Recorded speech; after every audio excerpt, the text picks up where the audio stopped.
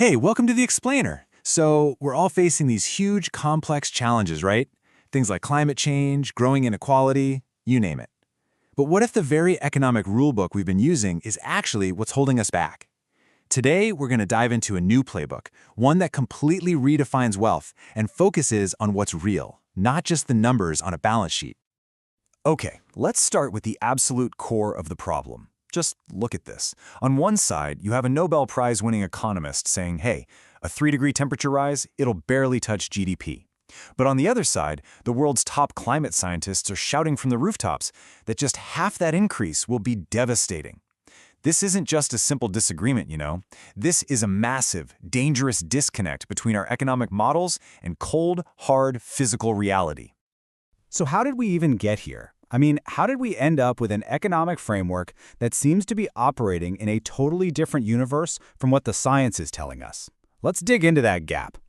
And this, right here, really gets to the heart of it. Our standard economic thinking it struggles to value anything that doesn't come with a price tag. Think about it: clean air, a stable climate, healthy oceans. The Earth doesn't send us an invoice for those things. So when our policymakers are only looking at financial spreadsheets, they're flying blind. They're missing a huge piece of the picture, and that leads to decisions that could be absolutely catastrophic down the line.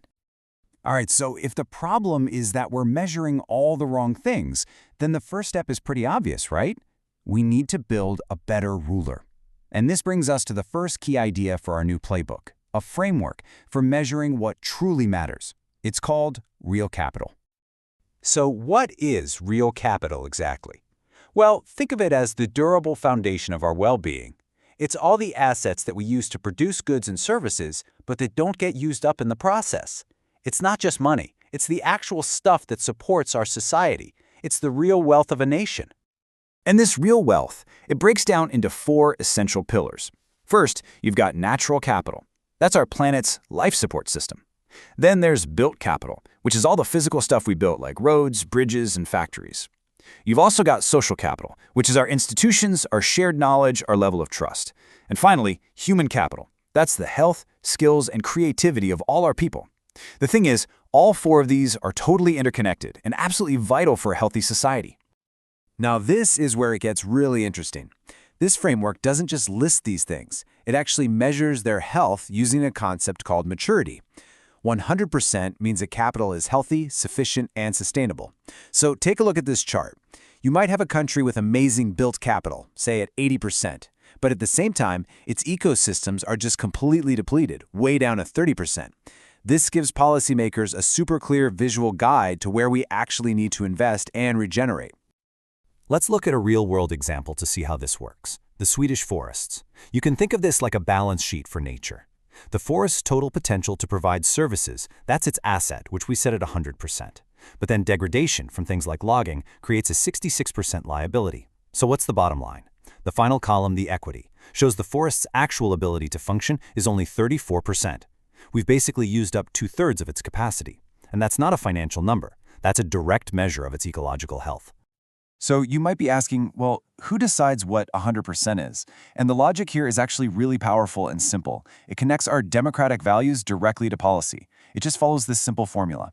If we, as a society, agree that we value something, like clean water, for example, then the real capital that provides it, our rivers and aquifers, should be at a specific, scientifically measurable level. It turns our shared goals into real, actionable targets. Okay, so now we have a tool to measure what's really important. But I know what you're thinking. That immediately brings up the huge question, this all sounds great, but how could we possibly afford to restore our ecosystems or build all this new infrastructure? And that brings us to the second key idea, one that challenges the very idea of affordability itself. This is where modern monetary theory, or MMT, comes in. And the core idea is actually pretty simple, but it changes everything. A government that issues its own currency, like the US with the dollar or Japan with the yen, can never, ever run out of it. It can't go bankrupt in the very money it creates. And once you grasp that one fact, it totally changes how you think about government spending. Now, this slide busts one of the biggest myths out there. We're always told a government's budget is just like a household budget. It is not. You and I, we have to earn or borrow money before we can spend it. A currency-issuing government is the complete opposite. It literally creates money when it spends. It spends first. It can never run out. So, if the government can't run out of money, does that mean they can just spend infinitely? No, of course not. But the limit isn't what we think it is. The real constraint is inflation. And inflation happens when our spending outpaces our economy's real capacity to produce stuff, when we run out of available workers, raw materials, or factories to meet demand. The limit isn't financial, it's physical. It's about real resources. And the economist Stephanie Kelton just sums this up perfectly. The question we should be asking isn't, can we afford it? The real question is, do we have the people, the materials, and the technology available to actually do it? This completely reframes our entire understanding of what is possible. All right, now for the really cool part. This is where the magic happens. We've got these two incredibly powerful ideas. One, a way to measure our real resources, and two, a new understanding of money that says those resources are our only true limits. So let's see what happens when we put them together. MMT tells us that the real brake on government spending is the availability of our resources. That's great, but it brings up a pretty critical question, doesn't it? How do we actually know what those limits are? How much labor do we have? How healthy are our forests? How much capacity do our factories have? So MMT gives us the economic logic. It tells us where we need to look for the real constraints. It gets us to stop obsessing over financial deficits and start focusing on the real world. And here's the aha moment. The Real Capital Framework is the exact tool we need to answer MMT's central question. It provides the data. It measures the health and the capacity of our natural, human, social, and built capital. It tells us exactly where we have slack in the system and where we have real-world bottlenecks. The whole point is this. Together, these two frameworks create a brand new dashboard for running an economy. Think about it. For decades, we've been trying to steer our society by staring at just one, often misleading, gauge, the budget deficit. This gives us a full dashboard that tracks the health of our real world. Are our forests thriving? Are our people educated and healthy? Do we have the infrastructure we need for the future? So what does this new playbook actually unlock for us? What becomes possible when we shift our focus from financial accounting to real-world abundance?